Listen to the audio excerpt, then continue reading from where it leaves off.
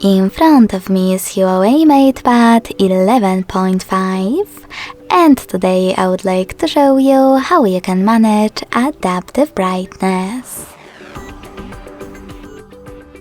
Begin by going into Settings and scrolling down to access Display and Brightness section. Following that, by tapping on this switcher next to Automatic feature, located under Brightness slider, you can disable or enable adaptive brightness.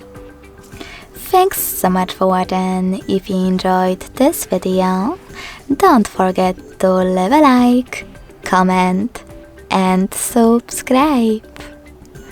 Bye!